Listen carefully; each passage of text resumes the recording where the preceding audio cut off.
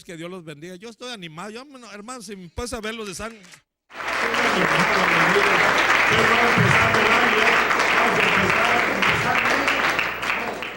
Mi deseo es que Dios los bendiga. Nuestro hermano ministro Lucas con nosotros. Y así que temprano, hermanos, levantémonos temprano, 5 de la mañana, y vamos a presentarnos. Venga, ¿verdad? Despierto, y si quiere quedarse aquí, ¿verdad?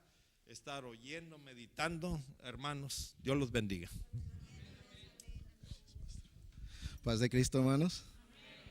Gloria a Dios. Dios bendiga a nuestro pastor, hermanos. Me gozo porque desde que nuestro pastor comenzó a hablar, desde que abrió el servicio, las cosas que decía, ¿verdad?, son bien similares al mensaje que el Señor me ha dado para este día, y ya me lo estaba adelantando, pero eso es bueno. Así que, hermanos, vamos a escuchar mucha coincidencia en lo que es el mensaje y lo que nuestro pastor estaba diciendo. Eso quiere decir que estamos en el mismo espíritu, hermanos, y sigan orando por nosotros, hermanos, los predicadores. He estado batallando mucho ahorita en estos tiempos de enfermedad, y mi temor era de que mi garganta se me cerrara, porque he andado con bastante tos, pero tomé un medicamento y unos sprays, y eso creo que me ha controlado un poco. En el nombre del Señor vamos a desarrollar este mensaje. Y hermanos, algo que me llamaba la atención de lo que decía nuestro pastor, ¿verdad? Que vivimos en tiempos peligrosos, tiempos de mucha incertidumbre, donde hoy en día no solamente el mundo que no conoce a Dios, ¿verdad?, se llena de temor, sino que también la iglesia en muchas ocasiones está llena de miedo, de temor. No sale a las calles, no hace las cosas que debe de hacer por el miedo, hermanos. Y el enemigo, aprovechándose de la ignorancia de lo que es el temor, ¿verdad?, obliga a la gente por medio del temor a no hacer, ¿verdad?, la labor que Cristo nos ha encomendado. En la casa de nuestro hermano Osvaldo, yo les hablaba un poco en breve lo que es el temor, hermanos. El miedo es una herramienta que Dios integró en nuestro cuerpo para nuestra defensa. El miedo no proviene de Satanás. El miedo, nosotros debemos saber utilizarlo y utilizarlo a nuestro favor. Es cuando nosotros hacemos algo indebido, cuando nuestra alma corre peligro de nuestras malas decisiones. Entonces, cuando usted siente temor, debe de entrar en un estado de alerta. Y si ha cometido pecado, pedir perdón a Dios, y todas las cosas nos ayudan a bien. Entonces, hermanos, eso se los paso al costo. Ustedes pueden investigar un poco más en la psicología qué es el miedo exactamente, y eso les va a ayudar para que no se espanten cuando un traste se caiga al suelo, cuando sucedan cosas extrañas. No digo que no hay espíritus y esas cosas, ¿verdad? Pero estoy hablando de cómo utilizar esa herramienta que Dios puso en nuestro cuerpo. No proviene de Satanás. El miedo es una herramienta que Dios utilizó, que Dios puso en nuestro cuerpo para estar alertas. Amén, hermanos. Vamos a abrir nuestra escritura, y disculpen que he hablado tanto hoy, en el libro de los Hechos, hermanos, capítulo 11, verso 19 al 30, para dar comienzo a la palabra de Dios. Dios bendiga a mi pastor una vez más. Muchas gracias, pastor, por esta oportunidad que me da para seguirnos desarrollando. Y vamos a leer del verso 19 al 30, Hechos capítulo 11, dice la palabra de Dios. Ahora bien, los que habían sido esparcidos a causa de la persecución que hubo con motivo de Esteban, pasaron hasta Fenicia, Chipre y Antioquía, no hablando a nadie en la palabra, sino solo a los judíos. Pero había entre ellos unos varones de Chipre y de Cirene, los cuales, cuando entraron en Antioquía, hablaron también a los griegos, anunciando el evangelio del Señor Jesús. Y la mano del Señor estaba con ellos, y gran número creyó y se convirtió en el Señor. Llegó la noticia de estas cosas a oídos de la iglesia que estaba en Jerusalén, y enviaron a Bernabé que fuese hasta Antioquía. Cuando llegó y vio la gracia de Dios, se regocijó y exhortó a todos a que con propósito de corazón permaneciesen fieles al Señor, porque era varón bueno y lleno del Espíritu Santo y de fe. Y una gran multitud fue agregada al Señor. Después fue Bernabé a Tarso para buscar a Saulo, y hallándole le trajo a Antioquía, y se congregaron ahí un año con la iglesia y enseñaron a mucha gente. Y a los discípulos se las llamó cristianos por primera vez en Antioquía. Y en aquellos días unos profetas descendieron de Jerusalén a Antioquía, y levantándose uno de ellos llamado Agabo daba a entender por el Espíritu que vendría una gran hambre en toda la tierra habitada, la cual sucedió en tiempos de Claudio. Entonces los discípulos, cada uno conforme a lo que tenía, determinaron enviar socorro a los hermanos que habitaban en Judea, lo cual en efecto hicieron, enviándolo a los ancianos por mano de Bernabé y de Saulo. Ayúdenme a orar, hermanos. Padre, en el nombre de Jesús, Señor, me presento delante de ti, Padre amado, pidiendo, Señor, tu protección, tu cobertura, Padre, en este día. Que tú me des, Señor, libertad para hablar tu preciosa palabra, Señor. Este mensaje que has puesto en mi corazón para la edificación de tu pueblo, de tu iglesia. Porque tuya es tu iglesia, Padre, y tú eres el que la edifica, Señor. Bendícelo, Señor, y prepara sus corazones, Padre, para estar atentos a esta preciosa palabra.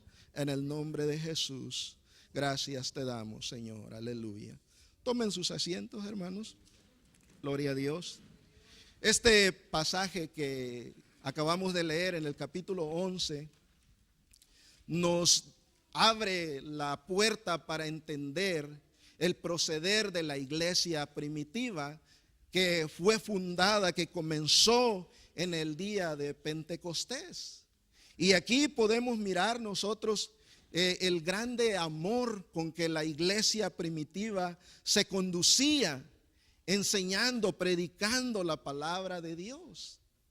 Y ellos se esforzaron, hermanos, por dejarnos a nosotros un legado, para dejarnos a nosotros un ejemplo, para dejarnos a nosotros, ¿verdad?, la forma correcta de alabar y glorificar a nuestro Señor Jesucristo. Eso no quiere decir que ellos no lucharon. Ahí en el libro de los Hechos miramos todas las adversidades que ellos tuvieron que atravesar, para que nosotros hoy en este tiempo no tengamos dudas, ¿verdad? Sino que también esto nos sirve de ejemplo para que cualquiera que sea la situación que venga a la iglesia pueda, ¿verdad?, tener un ejemplo, tener una fuerza, una fortaleza, sabiendo que ellos soportaron estas cosas que vinieron duras y difíciles a su vida. De esa manera nosotros también, como hijos de Dios, como la iglesia que continúa, nosotros somos el resultado, ¿verdad?, de aquel trabajo que ellos hicieron. Nosotros también debemos de luchar por dejarles un ejemplo de vida a las generaciones futuras, a nuestros hijos, para que ellos puedan continuar con este mensaje de salvación mientras Cristo no venga por su iglesia. La iglesia no es algo que se le ocurrió a Dios así nada más. Dios, desde el principio de la creación, tuvo en su corazón, ¿verdad?, en su deseo, convivir con el hombre. Desde el principio nosotros miramos allá en el Génesis, en el capítulo 3, verso 8, que el Espíritu de Dios se paseaba en medio del huerto a la luz del día, al calor del día. Entonces Dios siempre desde el principio buscó tener una relación con el hombre, o que el hombre tuviera una relación con Dios. Y desde ahí nosotros miramos, ¿verdad?, que a pesar de que el hombre peca contra Dios y Dios tiene que alejarse de nosotros por causa de nuestra maldad, ¿verdad?, Dios de todos modos sigue buscando hombres con quienes, ¿verdad?, entablar una relación con quienes tener una comunión. Y miramos nosotros, ¿verdad? Después de Adán, miramos a Abel, miramos a Enoc, miramos ¿cómo se llama? A Noé, ¿verdad? Después miramos a Abraham, y Dios le promete a Abraham, ¿verdad? Que de él, de su simiente de él, serían benditas todas las naciones de la tierra. Entonces Dios desde el principio quería un pueblo que lo reconociera como su único Señor y dueño. Que sus prácticas fueran santas, limpias, justas, rectas, misericordiosas, que fuera testigo de su poder y gloria. Testigos de los portentos y milagros, que fuéramos obedientes y fieles, que guardáramos sus mandamientos. Desde el principio ese era el deseo de Dios. Y esto nosotros lo podemos mirar en el Antiguo Testamento, cuando Dios, ¿verdad?, le manda a Moisés a construir un arca, para que la gloria de Dios reposara en él, en esa arca. Y así, de esa manera, Dios tenía una relación con aquella nación que había levantado de un solo hombre. Posteriormente miramos nosotros, ¿verdad?, a aquel rey, ¿verdad?, de Israel, Salomón, el cual construye un templo para que habitase la gloria de Dios. El templo era el tabernáculo, era un lugar escogido por Dios para habitar en medio de su pueblo. Era el lugar de reunión donde se manifestaba la gloria de Dios y donde se le adoraba. Era el lugar donde se establecía y mantenían todas las relaciones entre Dios y los hombres pecadores. El templo de Salomón era el lugar de reunión. La gente tenía que viajar a grandes distancias para poder tener una cercanía más íntima con Dios. Por eso Cristo decide romper con estas cosas, ¿verdad? Y vemos nosotros que el templo que fue edificado, el templo antiguo, no cumplió con el objetivo por el cual el Señor, ¿verdad?, o el objetivo por el cual fue construido. Y miramos nosotros que fue profanado por los persas, los asirios y posteriormente los romanos. Pero lo trágico no es que las naciones que no conocían a Dios profanaron este templo. Lo trágico es que el mismo pueblo de Israel profanó ese templo que se había construido con tanta majestuosidad y que la gloria de Dios reposó en él.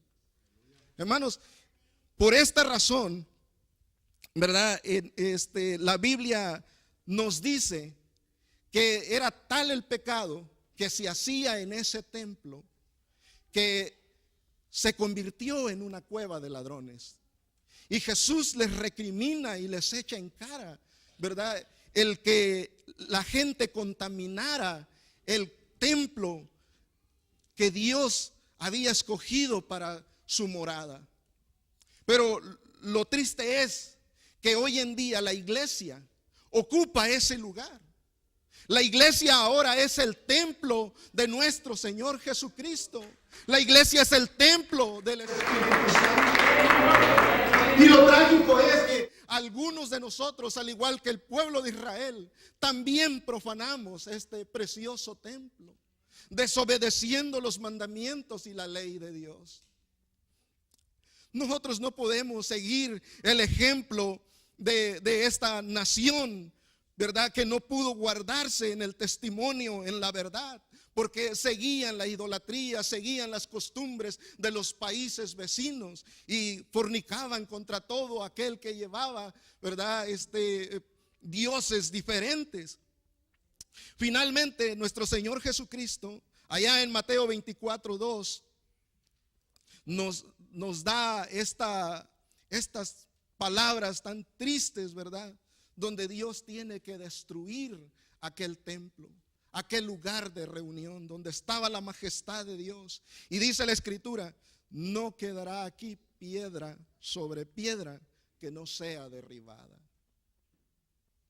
Este templo pasó a la historia. Y según la historia nos dice que en el año 70 después de nuestro Señor Jesucristo, viene el general Tito y destruye aquel templo, cumpliéndose así la palabra de nuestro Señor Jesucristo. Este hombre arrancó todo el templo, piedra sobre piedra fue llevada a otro lugar. Solamente hoy en día lo único que quedó desde aquel tiempo fue el muro de los lamentos. El lugar el que ahora los judíos lloran y anhelan, ¿verdad? Solamente les queda el recuerdo de la majestuosidad de aquel lugar donde la gloria de Dios reposaba.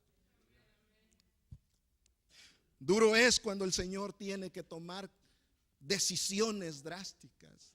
Y nosotros debemos de luchar para que el Señor a nosotros no nos suceda lo mismo.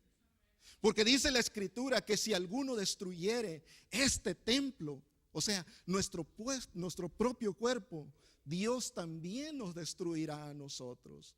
Y ya tenemos el ejemplo de ese primer templo que fue derribado a pesar de su grandeza, de su tamaño, de su dimensión, porque era grande y esplendoroso. Pero aún así Dios, ¿verdad?, lo destruyó. Permitió que fuera arrancado y que no quedara más que solamente una prueba de la grandeza. Y ese es el riesgo que corre la iglesia cuando no conoce cuál es su misión. Entonces, el tema que yo estoy presentando es la misión de la iglesia. El templo antiguo sería reemplazado por otro templo mejor. Lo que es la iglesia que es el cuerpo de Cristo, que comenzó en el día de Pentecostés.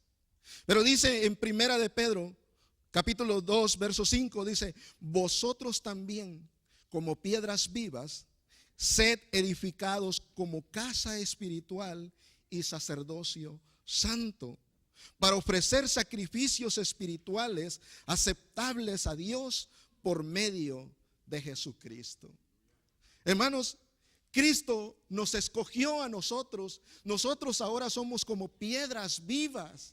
Dice la Escritura, dice que vosotros también como piedras vivas, sed edificados como casa espiritual y sacerdocio santo. Nosotros ocupamos aquel lugar, ¿verdad?, que le correspondía. Nosotros reemplazamos aquel antiguo templo. Ahora, ¿quiénes somos nosotros, hermanos, para que Dios haya puesto su mirada en nosotros, en nuestras vidas? ¿Quién es usted? ¿Quién soy yo? Hermanos, para que la gloria de Dios, para que el Espíritu Santo haga morada dentro de tu ser. ¿De qué manera estás viviendo para sentirte honrado y privilegiado? Para que Dios en realidad more dentro de ti. Aquí en la iglesia a veces miramos personas que pasan y levantan sus manos y están en victoria, pero cuando se van, vuelven a ser las mismas personas, llenas de odio, de maldad, de resentimientos, de blasfemias. Pero ya hablaron lenguas, pero ya aquí, ¿verdad?, hicieron tantas cosas que solamente fueron producto de su emoción. Pero en realidad no hay un cambio genuino en sus vidas. Por eso vuelven a sus propias vidas, vuelven a hacer las cosas que hacían. Y solamente cuando tienen sus manos levantadas viven en victoria y están en victoria y hablando en nuevas lenguas y haciendo todas las cosas que pareciera que realmente son cristianos. Prácticamente deberíamos de vivir y andar con las manos levantadas, y es que esa fuera nuestra victoria todo el tiempo. Eso no debe de ser así. Porque cuando bajas las manos ya no puedes vivir, ya no puedes experimentar la presencia del Espíritu Santo en tu vida. Hermanos, dice la Escritura dice que nosotros como piedras vivas, así nosotros vamos siendo edificados como una casa espiritual, como un sacerdocio santo. Nosotros somos sacerdotes, ¿verdad? ¿Para qué? Para ofrecer sacrificios espirituales y aceptables a Dios por medio de Jesucristo. Cuando usted ora, cuando usted ayuna, cuando usted lee la palabra de Dios, cuando usted lleva el mensaje de salvación, cuando usted trabaja en las cosas de Dios, usted está ofreciendo sacrificios aceptables para Dios. Gloria sea a Dios. Así Dios inicia su proyecto. Inicia con un pueblo para que este pueblo le sea testigo ante las demás naciones que son idólatras. Este pueblo deberá hacer la diferencia y ser el ejemplo para que todos los pueblos se conviertan al único Dios verdadero. Esa fue la intención de nuestro Señor cuando escogió al pueblo de Israel. Lo escogió para que el pueblo de Israel fuera diferente a todas las demás naciones. Que no hicieran las cosas abominables por las cuales Dios había mandado matar a todas aquellas naciones en el pasado.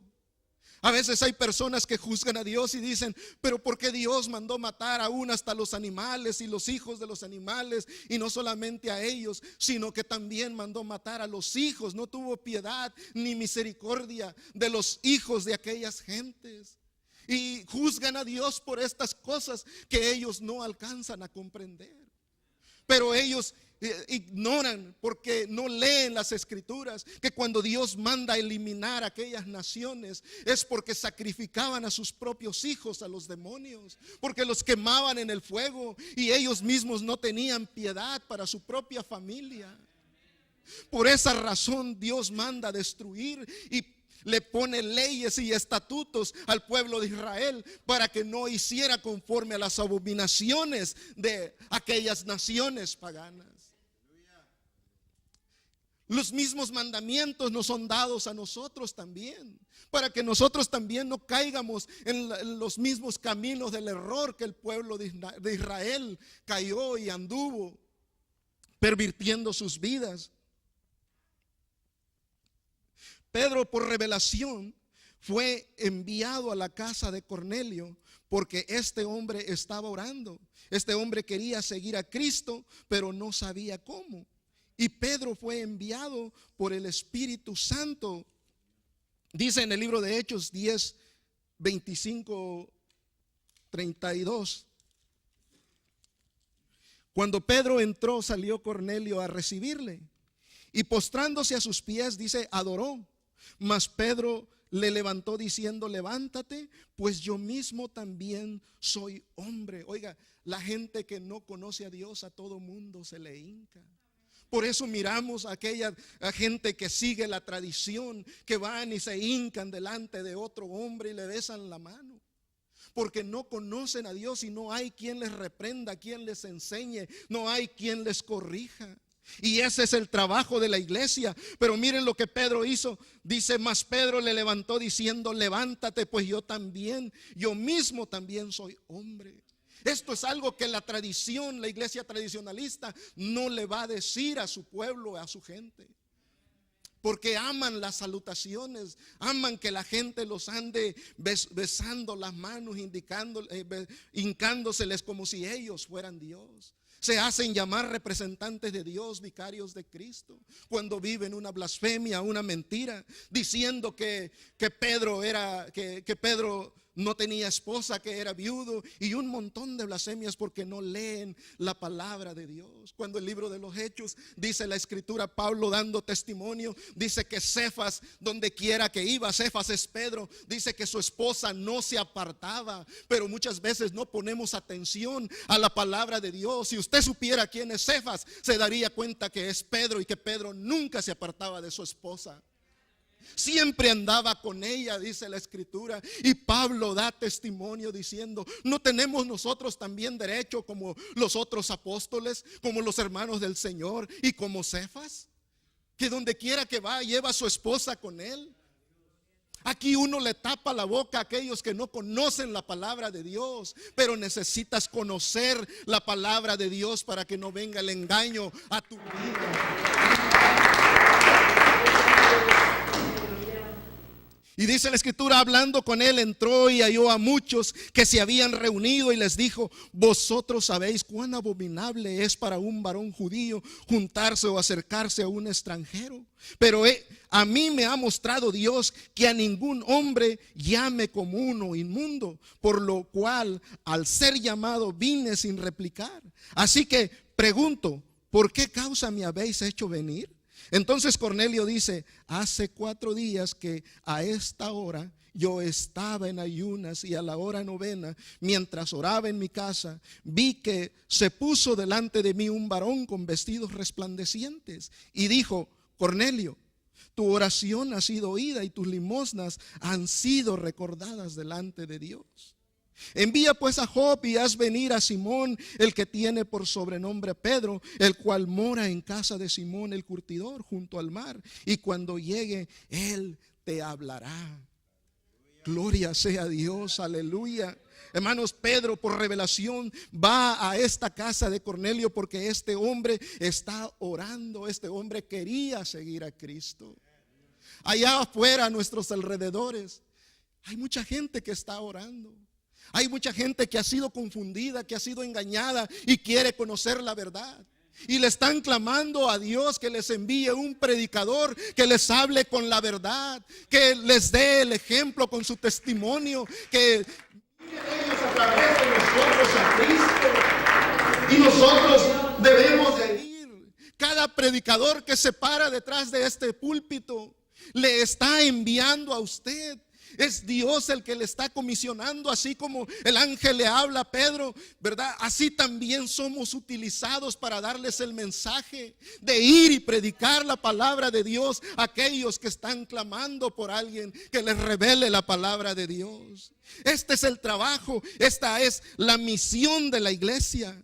La iglesia debe de ser la manifestación visible de Cristo en la tierra. Así como el alma necesita un cuerpo de carne en el cual moverse y con el cual identificarse, Cristo también tiene necesidad de la iglesia, que es su cuerpo y en la cual actúa y se manifiesta al mundo.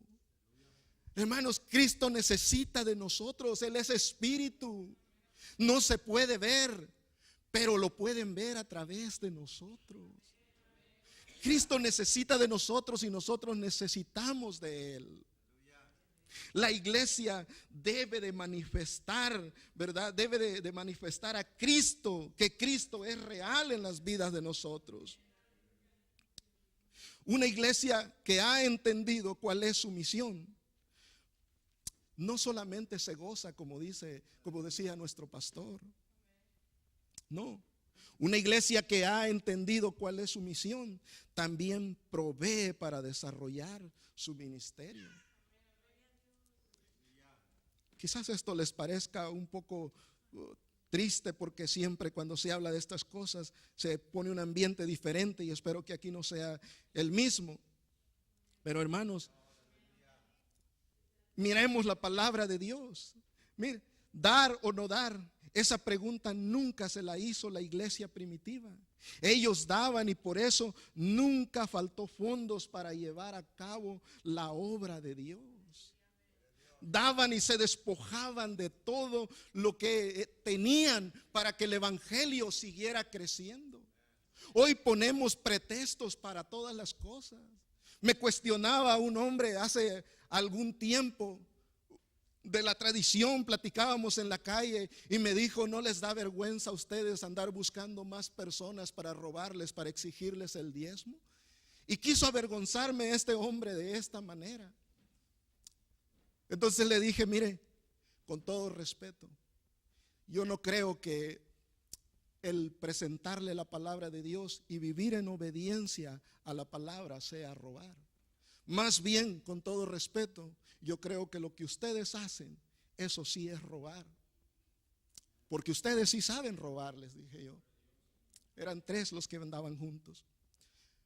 Porque no piden el diezmo, ustedes piden limosna, pero cobran por bautizar a un niño, cobran por la primera comunión, cobran por casar a una persona, por hacerle misa a unos 15 años, por hacerle misa a un muerto, cobran por mandarlos al infierno y cobran por sacarlos del infierno, del purgatorio. Y ustedes sí saben robar.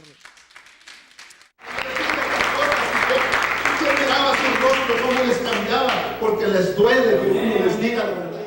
Mas nosotros seguimos un mandamiento que Cristo ha puesto en su palabra, que Dios nos ha dado en su bendita palabra.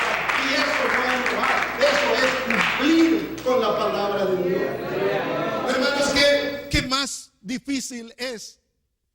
¿Entregar todas tus cosas, todas tus posesiones? ¿O dar solamente tu diezmo? Miremos lo que la iglesia primitiva hacía. En el libro de Hechos 4:32 dice: y ninguno decía ser suyo propio nada de lo que poseía, sino que tenían todas las cosas en común. Oiga, ninguno decía ser suyo propio nada. ¿Qué les parecería o qué nos parecería a nosotros que trabajásemos y que todo lo que tenemos lo tuviéramos que traer a la iglesia? ¿Qué es más fácil? ¿Traer tus diezmos y tus ofrendas, o traer todo lo que posees y entregarlo a los pies de la iglesia para que el ministerio de la iglesia crezca? Porque ese era el hábito y la costumbre de la iglesia primitiva. ¿Qué es más fácil? Que trabajaras todos los días y trajeras todo tu cheque completito y que la iglesia te proveyera lo que era necesario para tu vida. Dice la escritura en el libro de Hechos 4:34 y 35: así que no había entre ellos ningún necesitado, porque todos los que poseían heredades o casas las vendían y traían el precio de lo vendido y lo ponían a los pies de los apóstoles. Oiga, qué tremendo ejemplo nos ha dado la iglesia primitiva. Ellos no andaban llorando por entregar los diezmos como algunos de nosotros acostumbramos. Hermanos, es algo, ¿verdad?, que la iglesia tiene que llevar a cabo para que el evangelio siga creciendo. Y esto no nos debe a nosotros de doler, no nos debe de provocar, ¿verdad?, lastimaduras. Aprendamos a despojarnos, aprendamos nosotros a que el evangelio siga creciendo, porque una iglesia que ha entendido cuál es su misión provee para desarrollar su ministerio. Aleluya. Cuando entendemos el propósito de Dios, cuando entendemos el propósito de nuestra misión, no nos duele despojarnos, ni andamos criticando, ni andamos preguntando ¿por qué me piden el diezmo? Porque así andamos algunos llorando por las calles, dando un mal testimonio. Hermanos, cuando a la tradición les roba descaradamente con mentiras, con blasfemias, haciéndoles creer cosas que no son, solamente para sacarles dinero. Por dinero te excomulgan de la iglesia y por dinero te vuelven a meter a la iglesia. Por dinero te borran, te quitan tus pecados y te los vuelven a poner otra vez. Esa es la costumbre de la tradición y allá no andan llorando. Mas sin embargo, cuando llegamos aquí, esto nos cae de peso. Es porque no tenemos una convicción real con Dios, porque no hemos conocido a Dios, ya que Dios provee para todas nuestras necesidades. Antes de que nosotros pidamos, Él ya sabe de qué nosotros tenemos necesidad. Antes de que usted piense que le va a hacer falta, si entrega esa parte de su salario, Dios ya sabe que usted tiene necesidad. Pero esto es cuestión de fe. Es cuestión de fe. Usted tiene que creer que nada le va a faltar. Usted tiene que agarrarse de la palabra, de las promesas de Dios para no tener este tipo de problemas en sus vidas. Ahora, para poder sacar a la luz la palabra de Dios, debemos estudiar diariamente para que el Espíritu Santo nos guíe a toda verdad y a toda justicia. Cuando usted conoce la palabra de Dios, no anda por allá preguntando a otras personas si deben o no deben diezmar. Porque esa costumbre tienen algunos. En lugar de acercarse con su pastor, de acercarse con una persona que le corrija con la palabra de Dios, con la Biblia abierta, el por qué se hacen estas cosas. Hermanos, de todo lo que me bendijeres, dijo Jacob, de todo lo que me bendijeres, mi diezmo apartaré para ti. Y Abraham dice que dio los diezmos de todo, de todo. De todo lo que me bendijeres, el diezmo apartaré para ti. No dice solamente del producto de la tierra, del ganado, de la semilla, como mucha gente quiere hacerle creer hoy en día. Pero el diezmo era la semilla, era lo que producían los árboles, era lo que producían los campos, era semilla y solamente semilla. Y si tu pastor te pide el diezmo, llévale un costal de semilla. Eso te enseña a la gente que odia y aborrece la palabra de Dios. Pero la Biblia dice, de todo lo que me bendijeres, el diezmo apartaré para ti. Esa es la misión de la iglesia, hermanos. Muchos se extravían de la verdad apostólica porque no la han estudiado ni se han familiarizado con la palabra de Dios.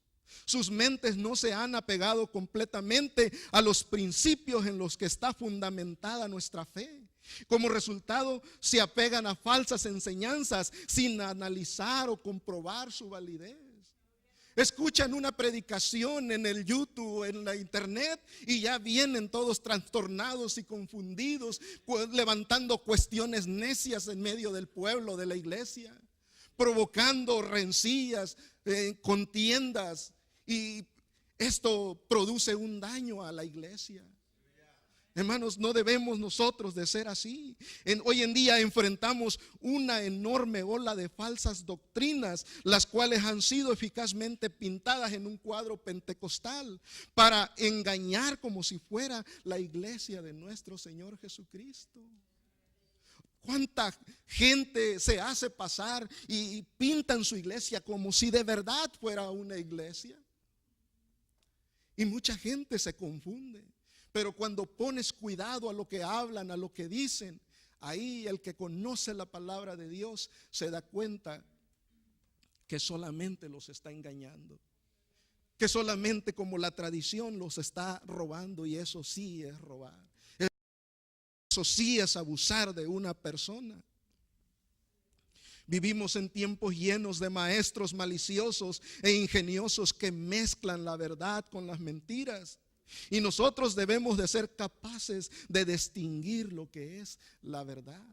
Hoy en día se ha metido tanto lobo rapaz a las iglesias, que cada día la iglesia, cuando no estudia, cuando no conoce la palabra de Dios, es arrastrada y es engañada. Muchas personas se han rendido ante estas atractivas enseñanzas y han abandonado los principios de Dios que les dio salvación. Al rato los vemos salir de aquí hablando y metiéndose en un lugar y a otro hasta que terminan en la calle peor que como estaban. Peor es su situación, porque fueron lastimados, porque se dejaron engañar por otros y no por la verdadera iglesia de nuestro Señor Jesucristo. Aquí nunca te vamos a hablar con la mentira. Nosotros analizamos la palabra de Dios y nos aseguramos que esto sea así realmente, que lo que la palabra de Dios dice sea verdad, y eso es lo que nosotros enseñamos. Y cualquiera que venga a cuestionar, tenemos palabra de Dios para corregirles y hacerles ver su fracaso, su tropezadero con lo que ellos tropiezan. Aleluya. Esto no nos debe de extrañar. Dice en 1 de Timoteo 4:1, dice el Espíritu, pero el Espíritu dice claramente que en los postreros tiempos algunos apostatarían de la fe, escuchando a espíritus engañadores y a doctrinas de demonios. Y eso es lo que hay hoy en día. El Espíritu dice claramente que en los postreros tiempos, o sea, en estos tiempos, nos estaba hablando desde aquel entonces que en este tiempo, porque en este tiempo, como les decía la semana pasada, vivimos en la tercera crisis, que es la apostasía que ha venido a la iglesia en todo el mundo. Y esta profecía en este tiempo se está cumpliendo. Pero el Espíritu dice claramente que en los postreros tiempos algunos apostatarán. Dice, apostatarán, han de apostatar de la fe, escuchando a espíritus engañadores. y a doctrinas de demonios. Por esta razón debemos aprender a defender y a sostener la verdad de la palabra de Dios. La iglesia del Señor nació en Jerusalén, en el aposento alto, y no nació en Roma como la tradición lo hace creer, haciéndoles creer que Pedro fue el primer papa. Es una vil mentira. Más bien su papa fue Tertuliano, un hombre que acabó loco al final de cuentas, porque todos lo sacaron de él. Hermanos, la iglesia debe de tener una claridad en la palabra de Dios absoluta. Una iglesia con una misión es una iglesia que cuida lo que Dios le ha dado. Una vez más, una iglesia con una misión es una iglesia que cuida lo que Dios le ha dado. Nosotros debemos de cuidar todo lo que Dios nos ha dado. Si Dios nos ha dado de su Espíritu Santo, tenemos que tener cuidado del Espíritu Santo y no apagarlo, como dice la Escritura. Si Cristo nos ha dado bienes, debemos de cuidar de nuestros bienes que Cristo nos ha bendecido.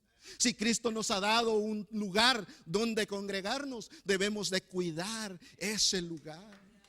Si Cristo nos ha dado una iglesia numerosa, nosotros debemos de cuidarnos a nosotros mismos, los unos a los otros, como dice la palabra de Dios.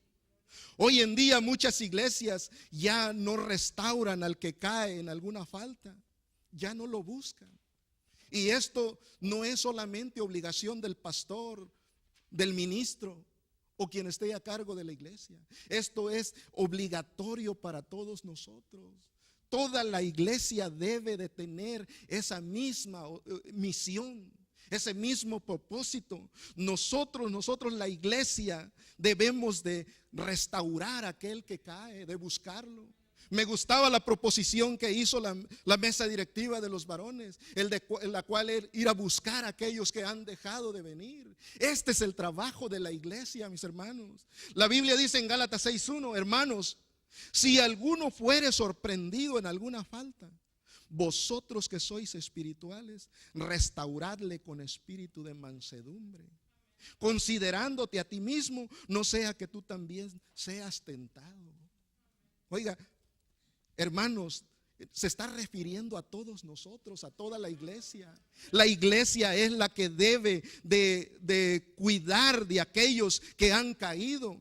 Dice, si alguno fuere sorprendido en alguna falta, vosotros que sois espirituales, restauradle. Restaurarlo es devolverlo a su lugar.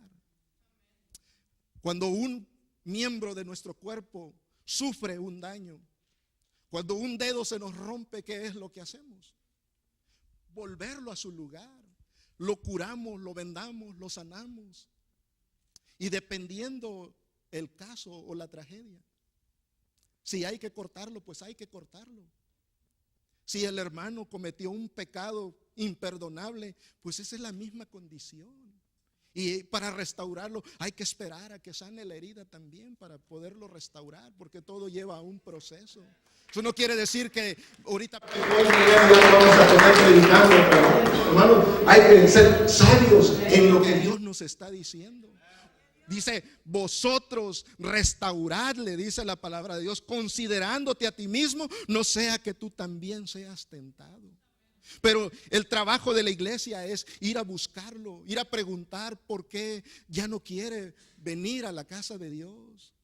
¿Por qué razón sucedieron estas cosas? Confesando los pecados los unos a los otros y sobrellevando nuestras propias cargas. No juzgándole, no criticándole, no echándole en cara, ¿verdad?, su error. Porque debes de considerarte a ti mismo. No mirarlo con asco, con diferencia, como si fuera otra persona lejana de ti. Hermanos, él también ha sido comprado con la sangre de Cristo. Él también tiene el mismo valor, o ella también tiene el mismo valor que tiene usted. Usted ni yo valemos más que otra persona. ¿Quién somos nosotros para juzgar o criticar a nuestros hermanos? Cristo es el que justifica. Cristo es el que juzga. Y ese trabajo se lo debemos de dejar al Señor. Nuestro trabajo, nuestra misión es cuidar de todo lo que Dios nos ha dado. Hay muchos que ya no quieren asistir a la iglesia. Otros dicen que es mejor buscar a Dios en casa, que es mejor ver los cultos por la televisión, por el internet. Otros se conforman con escuchar mensajes en la radio. Y así se apacienta cada quien a su propia manera. Pero la Biblia no dice esto, hermanos. La palabra de Dios nos dice: no dejando de congregarnos como algunos tienen por costumbre, sino exhortándonos, y tanto más cuando veéis que aquel día se acerca, hermanos. No dejando de congregarnos como algunos tienen por costumbre. A veces no quieres venir porque has vivido deshonestamente delante de Dios y tienes miedo que tu pecado sea descubierto a la iglesia. Y por eso buscas apacentarte tú mismo solamente escuchando una predicación allá en la radio. Pero aquel no te conoce y nunca te va a conocer. Mientras tú sigas escuchando una predicación por el internet, eso no es así.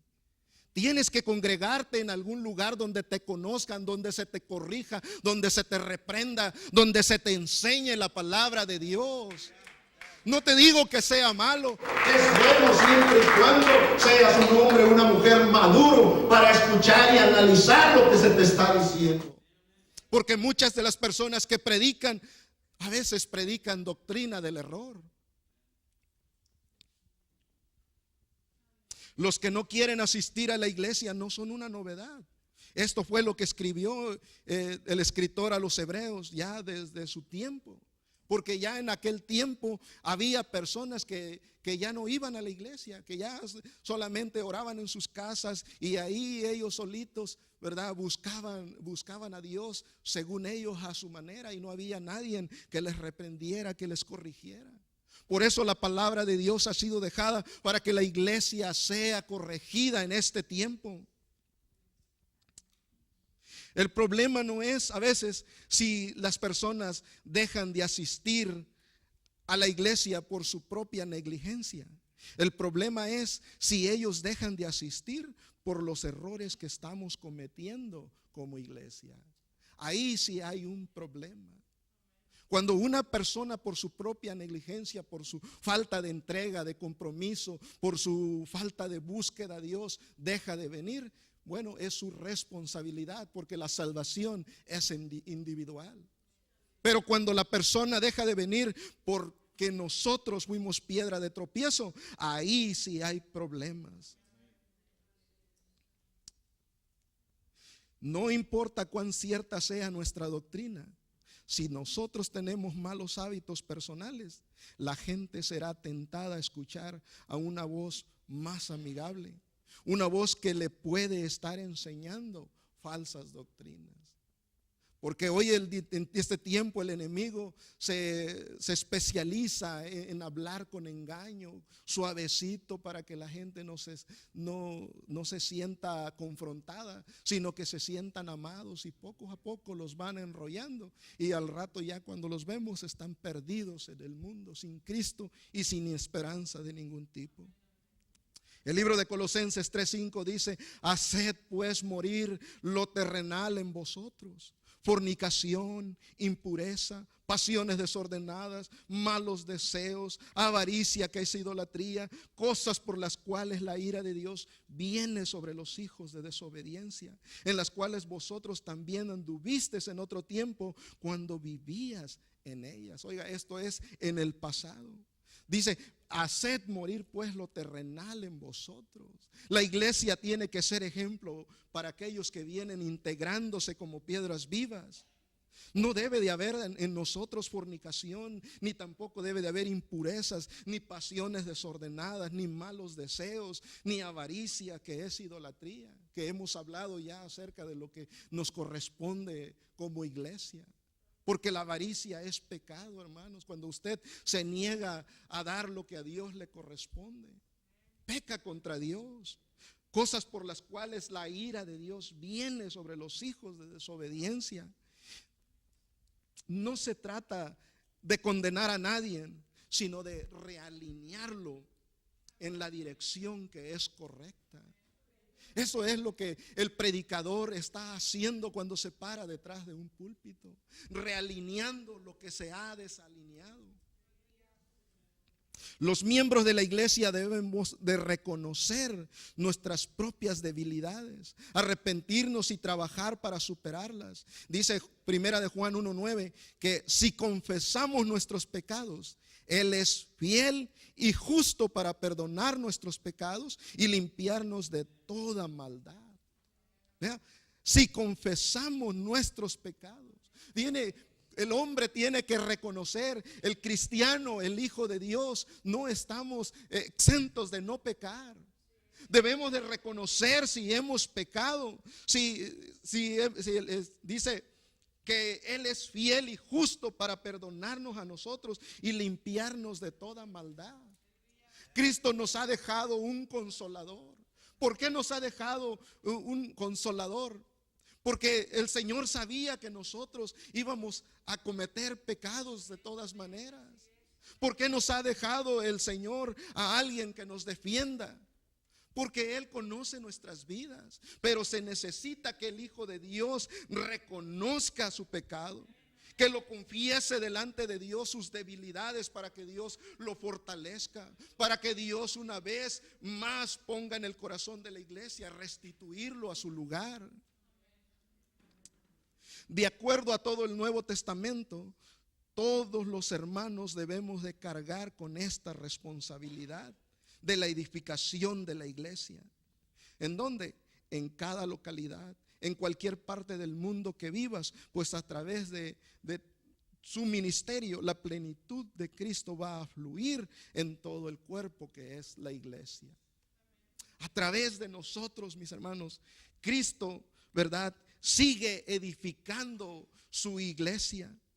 Dice la escritura en Efesios 3, 17 y 19, para que habite Cristo por la fe en vuestros corazones, a fin de que arraigados y cimentados en amor, seáis plenamente capaces de comprender con todos los santos cuál sea la anchura, la longitud, la profundidad y la altura, y de conocer el amor de Cristo que excede a todo conocimiento, para que seáis llenos de toda la plenitud de Dios. Aleluya. Porque el amor de Dios es inmenso, no se puede medir, hermanos. Tiene anchura, tiene profundidad, tiene longitud, y nadie puede medir la distancia del amor de Dios. Pero por medio de Cristo conocemos el amor de Cristo, conocemos el amor de Dios. Dice que excede todo conocimiento, para que seáis llenos de toda la plenitud de Dios. Lo que Dios quiere, que nosotros seamos llenos de toda la plenitud de Dios. Yo voy a concluir, hermanos, y pongámonos de pie, diciéndoles estas palabras. Hoy en día muchas iglesias se han conformado como están. Piensan en hacer las cosas algún día, cualquier día. Ellos fabrican su propio poder y tienen muchas diversiones. Esta no debe de ser la condición de cada uno de nosotros. Nosotros no debemos de conformarnos con lo que tenemos, con los miembros que somos o con lo que ya se ha logrado.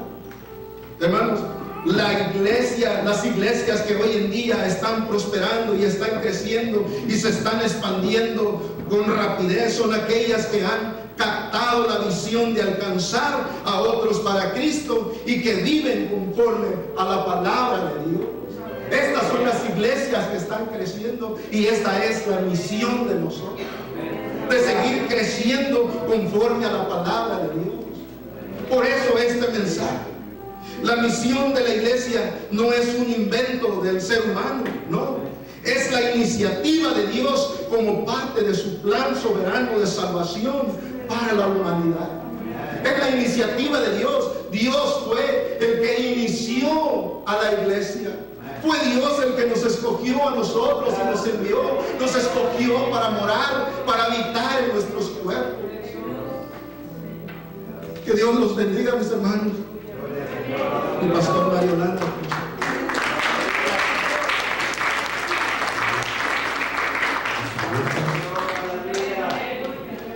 Su mensaje. Solamente recordar que el domingo, ¿verdad? Estaremos buscando el rostro del Señor. Ayuno y oración. El ayuno es humillación del alma.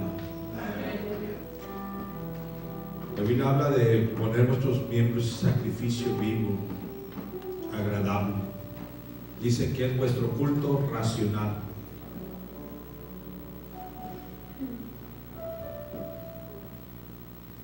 No solamente médicamente el ayuno trae beneficios físicos, sino también espirituales.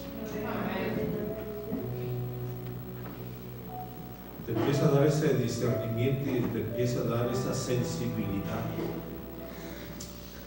Porque cuando el corazón, ¿verdad?, un día está así de enternecido y dejas que poco a poco se empiece a quedar algo, así como los riñones del filtro de la sangre, pero cuando deja el filtro empiezan a entrar impurezas, empiezan a ser pequeñas piedritas que son diminutas, que parecen insignificantes, pero conforme va pasando el tiempo van creciendo y deja de filtrar. Y después vienen los dolores, vienen las consecuencias, y así es el corazón. Sobre toda cosa guardada, guarda bien tu corazón, porque de él mana la vida.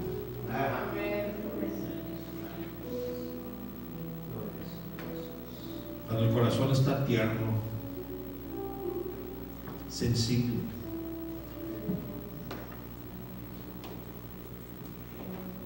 es cuando has aprendido. Porque el pueblo de Israel le decía, pues ¿qué quieres? Ya Dios, o sea, por la mucho así, ¿qué más quieres? Ya te di eso, ya te di lo otro. Y le dice el Señor, ¿sabes lo que quiero? Que hables justicia, que hagas misericordia y que te humilles delante de Dios.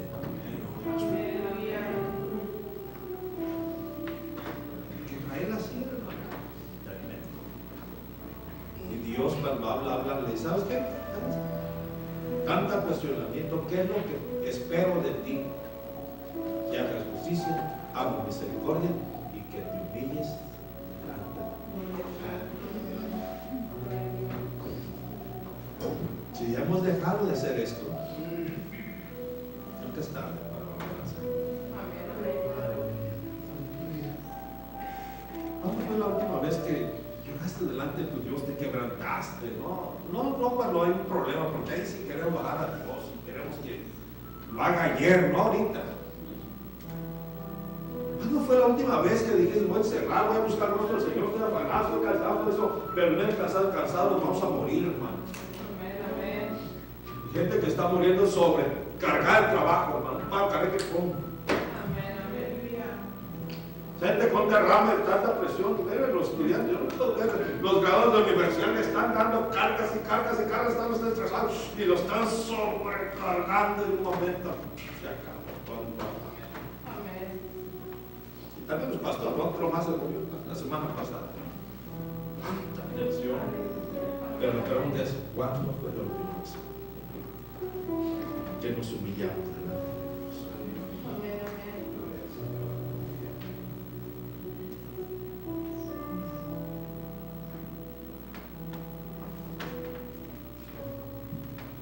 Porque es bien fácil caminar con la taza vacía, pero qué difícil es caminar con la taza llena. ¿Usted me entiende? Usted no necesita llorar. Antes llorar para que Dios te supiera, ahora ya lo tienes, ahora ya no necesitas, o ya no necesitas.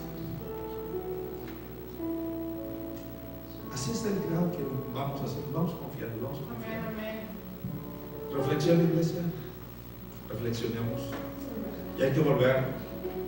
Dijo alguien, cuando oraba, cuando ayunaba, era más feliz. Pues hágalo. Hagámoslo. Para su honra y para su gloria. Vamos a darle gracias al Señor por todo y por el gozo de su palabra. Señor, te damos gracias. Tú eres la fortaleza divina. Tú eres el que alimenta nuestra alma. Tú eres el que nos corrige. Porque contra ti pecamos y hacemos lo malo delante de tus ojos. Quizás hemos mirado, Señor, la necesidad en otros, pero no hemos visto la necesidad en nosotros mismos. Señor, ayúdanos a reconocernos.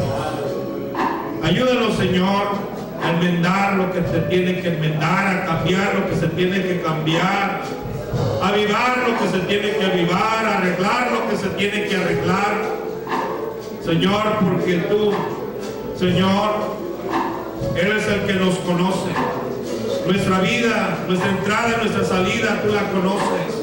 Lo que hablamos, lo que anhelamos, Señor. Tú conoces nuestras ambiciones, nuestros sueños, nuestros anhelos, Señor, pero todas los ponemos en tus manos. Porque nada y fuera de ti no hay nada que pueda satisfacer el alma. Porque el alma, Señor, se alimenta de tu palabra. Ayúdanos, Señor, a mejorar nuestros caminos. Ayúdanos, Señor, y apasionanos por ti. Señora, aviva tu iglesia. Señor, que volvamos al principio, a lo básico. Señor, a reconocer que no solamente eres nuestro proveedor, eres nuestro salvador y también nuestro Señor. Y que no tenemos ninguna autoridad moral y espiritual para cuestionar tu voluntad. Ayúdanos, Señor, y danos entendimiento, danos sabiduría, para que cada decisión que tomemos, Señor, sea conforme a tus planes, tus propósitos. Señor, porque tuya es la honra, la gloria, la alabanza, porque solamente tú la mereces. Ayúdanos a ser mansos y humildes de corazón. Ayúdanos a ser pacientes. Ayúdanos a ser mansos, humildes de corazón. Señor, para que tú seas glorificado. Y que mi carne mengue y que tu presencia crezca. Y que lo que quiera ser mi cuerpo, mi carne, Señor, tú lo tomes en cuenta, Padre. Ayúdame, Señor, a levantarme si estoy caído, a esforzarme si he claudicado. Señor, gracias por tu palabra. Despídenos de este lugar, pero nunca en tu presencia. Y que muchas almas, Señor, que no te conozcan puedan incorporarse. Señor, abran sus hogares para que tu palabra traiga claridad a su vida. Porque cuando llegue tu palabra, tú pones orden, pones, Señor, luz, aleluya, en su entenebrecido camino. Ayúdanos, Padre, a ser enviados, a ser mensajeros de estas verdades que son eternas. Despido este lugar, pero nunca en tu presencia. En el nombre de Jesús. Amén y amén, Jesús. Pedidos por hermanos.